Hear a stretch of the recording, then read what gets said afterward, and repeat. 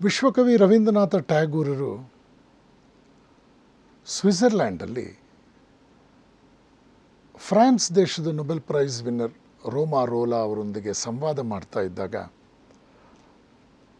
ರೋಮಾ ರೋಲಾ ಕೇಳ್ತಾರೆ, ನಾನು ಭಾರತದ ಬಗ್ಗೆ ತಿಳ್ಕೋಬೇಕು ಅಂತಿದ್ದೇನೆ, ದಯವಿಟ್ಟು ನನಗೆ ಮಾಹಿತಿ ಕೊಡಿ ಅಂತ.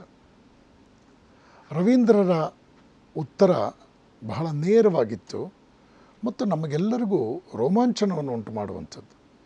ಮೈ ಡಿಯರ್ ಫ್ರೆಂಡ್ ರೋಮಾ ರೋಲಾ, if you want to know about India, study Swami Vivekananda.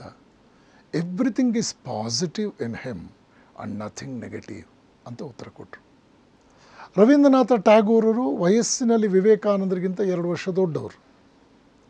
ವಿವೇಕಾನಂದರು ದೇವರನ್ನು ಹುಡುಕ್ತಾ ಹೊರಟಾಗ ನೀವು ದೇವರನ್ನು ನೋಡಿದ್ದೀರಾ ಅಂತ ಅವರು ಪ್ರಶ್ನಿಸಿದಂತಹ 10 ಅಂದಿನ ಕಾಲದ ಅತ್ಯಂತ ಶ್ರೇಷ್ಠ ವ್ಯಕ್ತಿತ್ವಗಳಲ್ಲಿ ರವೀಂದ್ರರ ತಂದೆ ದೇವೇಂದ್ರನಾಥ ಟ್ಯಾಗೂರರು ಒಬ್ಬರು.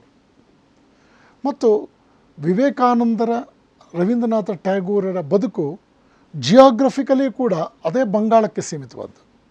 ಬಾಲ್ಯದಿಂದ ಅವರು ಬೆಳೆದಂಥ ಒಂದು ವಿಚಾರ, ಅವರ ಸಂಸ್ಕೃತಿಯ ಬೆನ್ನೆಲುಬಾಗಿದ್ದಂಥ ವಿಚಾರಗಳು, ಅವರು ಬೆಳೆದು ಬಂದಂತಹ ಕಾಲೇಜಿನ ವಾತಾವರಣಗಳು, ಆವತ್ತು ಕಲ್ಕತ್ತಾ ಅಂತಹ ಒಂದು ದೊಡ್ಡ ಕಲ್ಕತ್ತಾ ವಿವೇಕಾನಂದರ ಕಾಲದಲ್ಲಿ ಭಾರತದ ರಾಜಧಾನಿ, ಈ ಒಂದು ನಗರದ ಮೇಲೆ ಪಾಶ್ಚಾತ್ಯರ ಪ್ರಭಾವ ಹೇಗಿತ್ತು, ಇಷ್ಟೆಲ್ಲದರ ನಡುವೆ ವಿವೇಕಾನಂದರು ಭಾರತೀಯ ಮೌಲ್ಯಗಳನ್ನು ಕೇವಲ ಭಾರತಕ್ಕೆ ಅನಿವಾರ್ಯ ಅಂತಲ್ಲ, ಇಡೀ ಜಗತ್ತಿಗೆ ಅದರ ಅನಿವಾರ್ಯತೆಯನ್ನು ಮನಗಾಣಿಸೋ ವಿಷಯದಲ್ಲಿ ವಿವೇಕಾನಂದರು ಮಾಡಿದಂಥ ಪ್ರಯತ್ನ ಮತ್ತು ಅದರ ಯಶಸ್ಸು, ಇದೆಲ್ಲವೂ ಕೂಡ ರವೀಂದ್ರನಾಥ ಟ್ಯಾಗೂರರು ಕಣ್ಣಾರೆ ಕಂಡಿದ್ದವರು.